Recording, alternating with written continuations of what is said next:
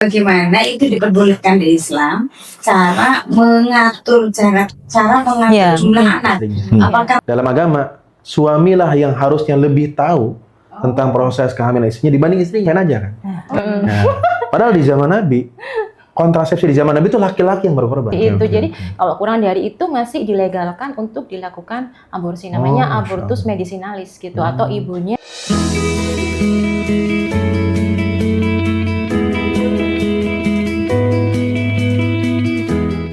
Tapi bagaimana itu diperbolehkan di Islam cara mengatur jumlah anak? Apakah boleh misalnya saya pengennya hanya 2 aja, jadi saya akan melahirkan di usia ini dan ini, setelah itu saya kabel lagi sampai menopause gitu. Nah sebenarnya yang diperbolehkan yang jadi gini ya, Islam itu sepakat tadi selaras dengan penjelasan Dr. Marta mengatur, makanya di Al-Baqarah 233 itu hendaklah seorang ibu menyusui anaknya 2 tahun. Iya, betul. Ya itu kan? adalah ASI eksklusif. Betul, dan itu tidak akan sempurna jika lahir anak selanjutnya kan? Betul, nah, berarti Islam sedang mengajarkan pengaturan jarak. Tapi kalau pertanyaannya, boleh nggak sih seorang ibu atau ayah bersepakat membatasi jumlah anak? Di dalam agama, lahir dan mati itu hak prerogatif Allah Subhanahu wa taala. Makanya mungkin nanti ini kaitannya dengan vasektomi gitu ya. Sterilisasi gitu ya, atau KB permanen gitu ya. Itu case-nya jika memang menurut ilmu kedokteran medis itu berpotensi bisa menghilangkan nyawa seseorang, maka tadi hukum awalnya segala sesuatu yang berpotensi menghilangkan nyawa orang yang haram jadi boleh. Nah, tetapi hukum vasektomi dan tubektomi secara hukum asal tuh nggak boleh karena kita sedang mengambil hak prerogatifnya Allah Subhanahu wa taala sebagai Tuhan yang Maha Kuasa yang berhak menentukan matinya seorang dan lahirnya seorang. Jadi kalau ada pertanyaan, boleh nggak membatasi? Ya manusianya boleh berencana. Makanya tidak ada yang 100% metode apapun dalam ilmu kedokteran. Selalu mereka menyampaikan masih ada kemungkinan. Itu artinya ya tadi hak prerogatifnya Allah itu menentukan kelahiran dan kematian. Tapi kalau ada unsur, kayak MUI sudah memberikan keterangan yang jelas, vasektomi dan tubektomi diizinkan menurut agama jika ada alasan yang diizinkan syariat. Alasan yang diizinkan syariat apa? Berpotensi menghilangkan nyawa seseorang. Berarti jelas yang diperbolehkan itu mengatur jarak. Betul. Bukan membatasi jumlah. Betul. Jumlah akan terbatasi secara sendiri. Iya, betul. Karena masa subur kan ada batasan. Iya, ada menopause, ada andropause. Makanya kan menopause itu kan Allah berikan kepada manusia.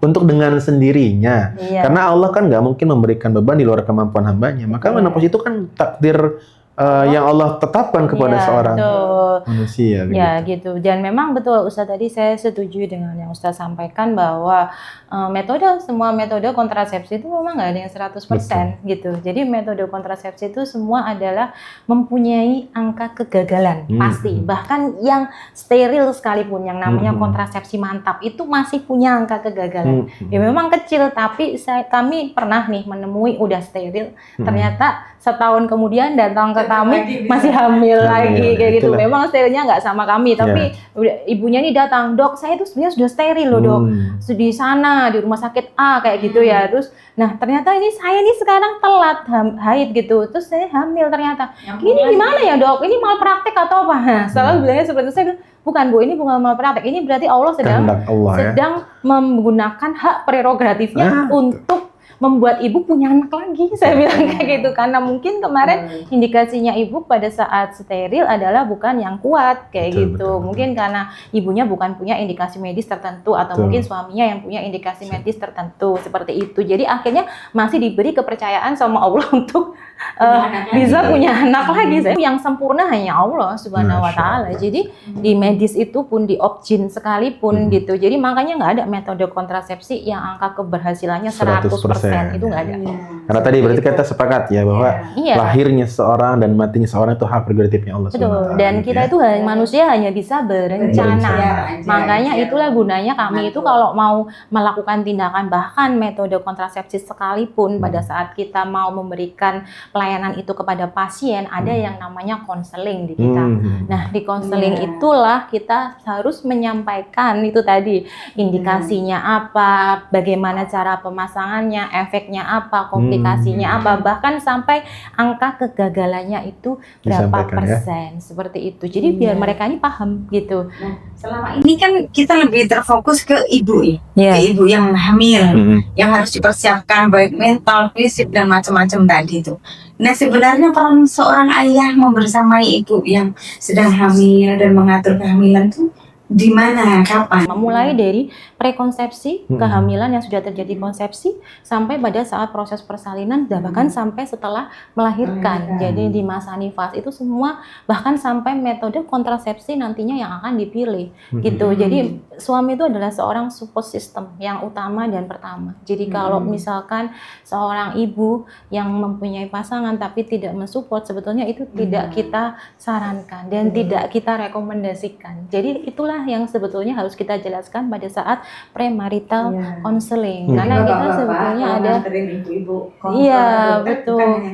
Bukan, tapi itu harusnya juga berusaha untuk paham gitu ya. Sebetulnya ini kehamilan ini pertama untuk istrinya baik nggak, ada masalah nggak, kayak gitu ya. Terus kemudian bahkan harusnya bertanya nanti setelah ini untuk bisa menjarain kehamilan ini berapa lama dan apa yang harus dikerjakan, upayanya apa. Dan untuk bayinya ya ditanya kondisinya gimana. Terus nanti kalau sudah lahir kemungkinannya apa yang akan terjadi, sehat apa enggak. Terus kemudian bagaimana sih tumbuh kembang seorang bayi atau anak kayak gitu. Apa haknya dia, misalkan seperti ASI eksklusif 6 bulan sampai 2 tahun. Itu harusnya seorang suami itu paham. Iya, betul. Jadi enggak yang cuma nganterin, kadang kan nganterin cuma sampai di luar doang, nggak mau masuk. Iya. Padahal kami ini ya dokter kandungan itu ya dok ya Ustadz, itu adalah seorang dokter yang selalu mencari suami orang. Suaminya mana ya? Karena kalau periksa itu kamu selalu nanya, Bu suaminya mana? Gitu. Karena apa? Kami itu berusaha untuk menjelaskan face to face langsung dengan suaminya. Jadi suaminya itu tahu langsung, tidak katanya. Jadi harapannya kita bisa berinteraksi gitu. Tapi memang itu kalau di syariat juga memang itu tugas seorang kepala rumah tangga, seorang suami ya. Bahkan dalam syariat lebih dari yang disampaikan Bu Dokter. Kalau yang disampaikan kan seyogianya, seharusnya. Seorang suami mengerti tentang apa yang dijelaskan dokter kepada istrinya. Iya. Dalam agama, suamilah yang harusnya lebih tahu tentang proses kehamilan istrinya dibanding istrinya. Karena kata agama itu ar-rijal qawwamuna 'alan nisa. Laki-laki itu bertanggung jawab ketika dia menjabat tangan seorang ayah meminta anak perempuan dari dirinya, berarti dia sedang mengambil tanggung jawab hidupnya seorang perempuan itu. Makanya ketika seorang istri hamil, maka dia yang masuk pintu duluan tuh ke ruangan spesialis objin tuh. Dia bukakan pintunya, dia berikan kursinya, dia mendengarkan penjelasan dokter spesialis objin lebih dari yang didengarkan istrinya. Setuju Ustadz, harusnya seperti Jadi kalau yang itu ditanya, yang kami inginkan. betul. Jadi kalau yang ditanya bagaimana Islam, bahkan Islam lebih dari yang dijelaskan Bu Dokter. Bukan sekedar harusnya sama-sama tahu ya. Iya. Kan kalau yang disampaikan Bu Dokter kan sama-sama tahu nih. Iya, harusnya. Istri tahu A, suami tahu B. Enggak, harusnya istri tahu A, suami tahu A dan B. Gitu, karena ketika hamil kan ya tadi ya, kadang apalagi kalau hamil besar kan mungkin karena kurang tidur, pendengaran kurang, maka suami itu harus standby itu. Iya, betul. Apa-apa yang tidak dipahami istri harus dipahami Harus dipahami, suami. Karena betul suami itu kan super sistem kan. Beralasan saya sudah cari nafkah gitu. Jadi gini ya, kadang-kadang lupa bahwa hamil itu kan mengandung seorang anak yang prosesnya berdua. Iya. Jadi tanggung berdua. Iya benar harusnya. Jadi nggak salah satu doang yang ini kan hasil karya berdua nih. jawab. Betul nggak Bu Dokter ya? Betul. Kalau nggak ada sperma nggak bakalan ada kehamilan. Mana ada? Kecuali Nggak ada konsepsi sebuah embrio nggak akan terjadi, zigot nggak akan. Walaupun dalam keyakinan agama tuh ada satu wanita tuh yang pernah hamil tanpa proses sperma. Iya, tapi kita harus paham bahwa itu terjadi hanya the only one, hanya satu wanita. Jadi jangan sampai di zaman sekarang ada yang ngaku-ngaku pengikut Maryam. Tuh. Nggak boleh karena nggak mungkin. Nggak mungkin. Ya saya juga selalu bilang. Iya. Makanya wajar jika dokter spesialis kandungan tuh bertanya mana suaminya, karena memang harusnya suami paling depan untuk menjaga istrinya. Nah, kalau semua suami itu tahu dan paham seperti yang dijelaskan Ustadz ini, kami sebagai dokter kandungan itu sangat bahagia sekali. Karena pekerjaan kami lebih mudah. Dan berdampak ya dok, maksudnya dokter bisa menyimpulkan nggak istri-istri yang hamilnya ditemani suami gitu ya, ada nggak dampak secara eviden proses lahirannya kah, kondisi bayinya kah, ada nggak dok? Menurut pengamatan dokter. Jadi kalau itu sih ada ya. Ada ya, biar suami-suami paham nih ya. Betul, ada secara psikologis itu sangat, makanya saya bilang itu support system yang utama dan pertama. Jadi karena apa? Kalau istri itu dari awal ya didampingi sama suaminya dari prekonsepsi, dari sampai hamil, lahiran, nifas gitu ya, bahkan dalam merawat bayinya setelah lahir itu istrinya ini akan sangat lebih cepat dalam masa pemulihannya. Recovery-nya tuh cepat. Persalinannya juga lebih mudah walaupun itu secara sesar sekalipun, tapi tidak mengalami komplikasi atau masalah. Dan yang bersalin secara normal itu juga cepat, persalinannya lancar kayak gitu. Nggak pakai acara perdarahan atau macet persalinannya seperti itu. Bayinya pun nggak pakai acara harus diresusitasi dulu karena nggak nangis gitu, tapi langsung nangis. Jadi kesimpulannya ditemani suami itu bermanfaat ya. Betul, sangat bermanfaat. Makanya di kita itu ya di Banyumas itu ada inovasi yang namanya kelas Bapake Mamake. Nah, itu jadi di situ itu adalah sebuah momen di saat ibunya ini sedang kontrol ya untuk kehamilannya, ditemani suaminya. Di situ suaminya ini diberikan segala perlakuan yang sedang dirasakan oleh istrinya saat ini.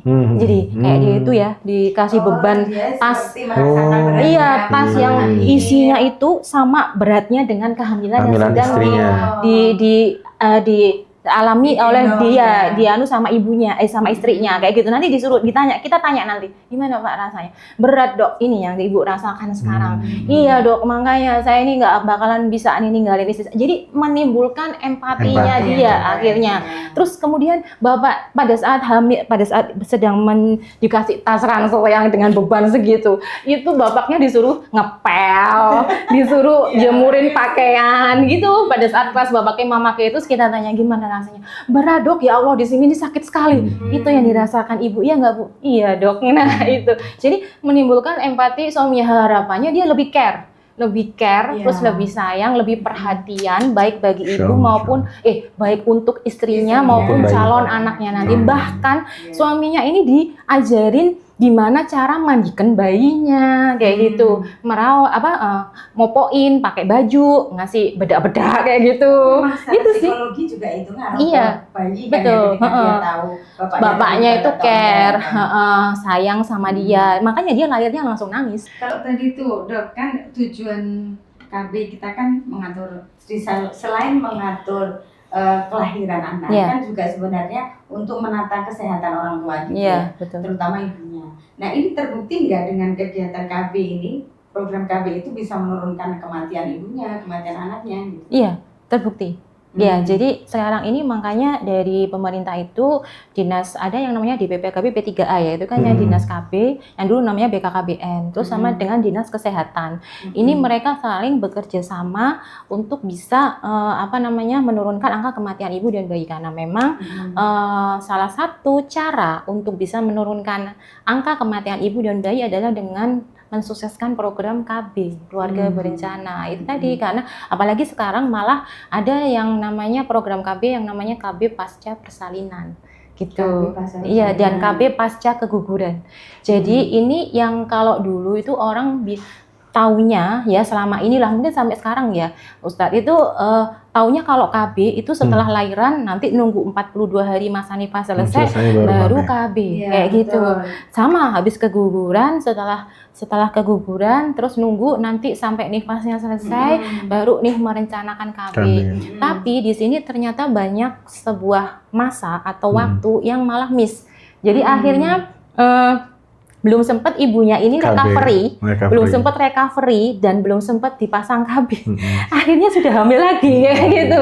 Jadi makanya ada program baru namanya KB pasca persalinan dan KB pasca keguguran. Jadi pada saat setelah lahiran langsung dipasang KB kayak gitu. Entah itu betul, karena itu tadi angka namanya unmet need kita tinggi gitu, dan akhirnya jadi akhirnya angka kematian ibu dan bayinya masih belum bisa kita turunkan. Kan targetnya kan di 2030 dari SDGs itu adalah kurang dari 70 ya per Kurang dari 100.000 kelahiran hidup itu untuk ibu. Kalau bayi kurang dari 12 per 1.000 kelahiran hidup.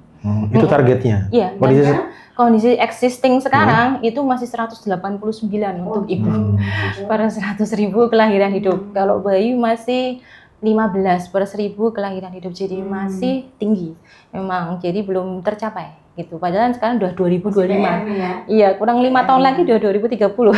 Jadi para bapak-bapak, Iya. para laki-laki tolong memberikan empati yang lebih tinggi lagi untuk keselamatan ibu dan bayi Anda sendiri sebenarnya. Banyak yang tidak tahu loh, Mas. Ya, apa? Sepertinya belum, karena pasien-pasien saya juga hanya harus mengetahui lebih banyak. betul. Bukan gini ya, satu Hanya hal, belum tahu, Ustaz. kontrasepsi kan, menarik ya kan. Banyak kan yang bertanya tentang boleh nggak sih Islam itu, apa pandangan Islam tentang alat kontrasepsi. Di zaman Nabi itu ada, dok. Dan non hormonal. Ya, saya mengambil istilahnya dokter ya, yang tidak berpengaruh pada hormonal perempuan. Bahkan kalau sekarang kan seolah-olah kontrasepsi itu kan objeknya selalu perempuan. Iya. Ya kan, baik yang hormonal dan hormonal kan objeknya perempuan. Iya. Ya tadi kata Bu Dokter kan non hormonal kan tidak estetik seringnya. Yang hormonal estetik tapi mempengaruhi hormonal orang. Laki-laki mah fine-fine aja kan. Nah, padahal di zaman Nabi kontrasepsi di zaman Nabi itu laki-laki yang berkorban. Namanya azal. Azal itu membuang sperma di luar. Itu pengorbanan seorang laki-laki, dan ketika itu terjadi Nabi mendiamkan itu, dan dalam pemahaman agama diamnya Nabi itu sebagai bentuk bahwa Nabi mengizinkan. Bayangkan berarti Islam itu sangat menjunjung tinggi kemuliaan seorang perempuan. Bahkan ketika ada masa di mana kita harus mengatur jarak kelahiran, itu yang berkorban itu laki-laki, suami. Jadi pas waktu siklus masa subur ya. Iya. Enggak, Dok. Jadi azal itu dia pada tidak saat membuahi. hubungan dikeluarkan. Jadi sebelum klimaks. Iya, dikeluarkan di luar itu. Iya, maksudnya kan sebenarnya ada masa subur. Bukan. Ini coitus interruptus. Betul. Betul, dan lebih efektif lagi. Itu Enggak, ada dua cara. Ada yang tanggalan tuh dia memperhatikan masa subur. Iya. Ketika di masa subur dia tidak berhubungan. Lagi-lagi yang berkorban laki-laki. Ya karena libido seksual laki-laki lebih tinggi dibanding perempuan. Betul. Cara yang kedua, dia berhubungan tapi dibuang di luar. Lagi-lagi yang berkorban laki-laki. Jadi betapa luar biasanya Islam itu menghargai hak seorang perempuan. Makanya saya ingin bertanya nih Bapak Anda, Dr. Marta, ada nggak sih kontrasepsi yang objeknya bukan perempuan, tapi objeknya laki-laki yang sifatnya tidak permanen? Ada nggak, Dok? Kan dari tadi kan kalau saya amati nih, mungkin mohon koreksi kalau saya salah memahami, itu kan objeknya selalu perempuan tuh. Iya, betul. IUD dan lain-lain itu tuh objeknya perempuan ya. Nah, pertanyaannya ada nggak yang eksis sekarang, bukan wacana, dan sudah ada case-nya, dan keberhasilannya juga cukup tinggi seperti yang sudah ada nggak? Dan apa? Gitu. Ada. Jadi metode kontrasepsi yang laki-laki yang harus ber-KB ada. Ya, ada yang permanen, ada yang tidak permanen. Yang tidak permanen itu salah satunya adalah itu kondom. Kondom. Kondom. Ya, dengan menggunakan kondom. Sebetulnya kondom ini ya angka keberhasilannya tinggi loh, Ustaz. Tapi kalau digunakan dengan cara disiplin gitu ya, disiplin gitu. Jadi jangan sampai ketelatan kayak gitu loh ya maksudnya. Nah, jangan ketelatan kayak gitu loh. Jangan sampai tumpah-tumpah baru diambil. Nah, itu jadi angka keberhasilannya tinggi, dan kondom itu sebetulnya bisa juga menghindarkan kita dari infeksi menular seksual. Karena tidak akan pingpong fenomena. Kalau misalkan mungkin salah satunya sudah terinfeksi, ada ya menderita infeksi menular seksual, tidak akan saling menularkan gitu. Sebetulnya ada dua keuntungan dengan menggunakan kondom. Satu ya kondom ya. Terus yang kedua ada yang namanya spermisid. Betul. Spermisida. Jadi spermisida itu nanti disemprotkan ke dalam nun sewu ya, mohon maaf, ke dalam vagina si istrinya ini suatu zat yang bisa membunuh sperma. Gitu. Jadi sperma ini pada saat dia ejakulasi. Dan itu ada ya? Ada. Existing ada kayak gitu. Dan jadi, sudah digunakan. Pembunuhan ya, Oma? Ya jadi dia pada saat ejakulasi, iya makanya pada saat ejakulasi spermanya itu tidak mampu di sini, bukan dibunuh sih sebetulnya, tapi dia tidak mampu untuk bergerak ke tahap selanjutnya. Bahkan kalau dia bergerak pun dia betul tidak mampu untuk membuahi seperti itu, gitu sih, bukan dibunuh. Kalau pertanyaannya apakah membunuh? Enggak, itu sebenarnya. Apa bedanya dengan azal? Azal kan sama. Iya, dia disebut membunuh dalam perspektif agama itu ketika ruh sudah ada dalam organ tertentu. Iya. Bahkan mohon maaf, dalam Islam ketika ada wanita keguguran di bawah usia 4 bulan, itu tidak diperlakukan sebagaimana menguburkan, sebagaimana memandikan, mengkafani, mensolatkan. Karena menurut agama, janin itu, saya nggak tahu ya menurut ilmu medis, dianggap sudah bernyawa di usia 4 bulan. Sama. Ya, berarti jangankan sperma, sudah ada janin saja. Sudah ada janin nih, ya. Makanya ketika mungkin ada pertanyaan, boleh nggak sih dalam case tertentu menggugurkan janin? Ketika janin sebelum 4 bulan itu hukumnya menjadi sangat fleksibel, dok. Jadi tidak terlalu banyak reasoning yang membuat ulama tuh berat memutuskan boleh tidaknya. Karena memang belum ada nyawa. Beda dan lain cerita ketika ada case di mana seorang dokter meminta saran kepada seorang ulama bagaimana nih proses dari diagnosis seorang dokter ini kalau dilahirkan bisa membahayakan. Tapi kalau usianya di atas 4 bulan itu ulama sangat berat memutuskan karena sudah ada nyawa. Makanya kalau membuang sperma kemudian tadi ya spermisid, apakah membunuh? Apa yang dibunuh kan belum ada nyawa. Satu lagi ada lagi namanya coitus interruptus, itu sama kayak azal tadi gitu. Azal. Tapi kalau di kita namanya coitus interruptus. Jadi pada saat mencapai klimaks tidak dibuang di luar tapi dibuangnya di dalam tapi di luar. Dan mungkin satu gitu, dok ya mungkin walaupun tadi ya saya pribadi belum sesempurna apa yang saya sampaikan, tapi seringkali kita harus menyampaikan apa yang kita ketahui ya untuk barang-barang bertumbuh. Kalau kita memahami kontrasepsi ala Islam itu sangat menjaga kenyamanan perempuan. Makanya dalam Islam itu hanya mengenal azal, dok. Dua lah, azal dan tanggalan. Dan itu dua-duanya yang berkorban laki-laki. Masya Allah ya. Nah, jadi satu hal yang ingin saya sampaikan ya, semoga setelah ini nih banyak laki-laki yang kemudian termasuk saya ya tersadarkan bahwa perempuan ini sudahlah mengandung. Kemudian melahirkan, menyusui, merawat bayinya, gitu ya. Makanya kalau saya tanya nih dok, ini kan walaupun dokter juga ibu juga ya. Kalau bayi nih usia sebelum 6 bulan kan masa pola tidurnya kan belum teratur dok. Sangat. Betul ya. Malam hari dia begadang. Makanya kalau saya tanya nih, malam hari kan dia bangun. Pertanyaannya ketika bayi pertama bangun di malam hari, yang pertama bangun suami atau istrinya? Istrinya. Suaminya bangunin istrinya. Bu kan ya. Tapi yang ini iya benar. Suaminya bangun istrinya. Makanya tapi istrinya yang bangun. Makanya dari penjelasan Bu Dokter Malka tuh ya, saya ingin menjawab dan menjelaskan bahwa Islam tuh jauh lebih menganjurkan daripada yang dianjurkan oleh Bu Dokter. Dan tadi yang untuk menghindari masa subuh di kita juga ada namanya pantang berkala. Namanya pantang berkala ya. Pantang berkala. Nah, mungkin bisa diedukasikan dok nih dok, kan nggak semuanya tahu tentang masa kesuburan itu gimana sih dok, biar tahu. Pantang berkala itu menghindari masa subur. Masa subur itu kalau ini, tapi ini memang hanya khusus untuk yang siklus menstruasinya teratur. Teratur ya. Iya, jadi hormonnya... yang siklus menstruasinya teratur itu maksudnya yang dia selalu reguler di 21 hari, 28 hari, 30 hari dan maksimal di 35 hari. Di sini jadi yang kalau yang memang nanti mungkin mensnya cuma 4 bulan sekali apa 5 bulan sekali, ini memang nggak bisa karena susah kita akan menentukan masa suburnya. Kalau yang normal gimana ngitungnya dok? Kalau yang normal itu gampangannya itu adalah dihitung dari dihitung hari ke-12 sampai dia di hari ke-14 plus minusnya 2. Jadi hari ke-12 sampai hari ke-16 dari sejak hari pertama menstruasi. Gitu. Jadi misalkan menstruasinya di tanggal 1. Jadi masa suburnya ini kemungkinan besar adalah di tanggal 14. Gitu. Berapa hari masa subur? Plus minusnya 2. Jadi antara 12 sampai 16. Nah, di sini 12 sampai 16 range-nya ya. Iya. 12, 13, 14, 15, 16. 5 hari. Betul. Itu sejak hari pertama menstruasi. Sebentar aja berarti ya? Hitungnya. Iya, memang karena ovulasi untuk berovulasi. Iya, maksudnya dari 1 bulan memang, hanya 5 hari gitu. Betul.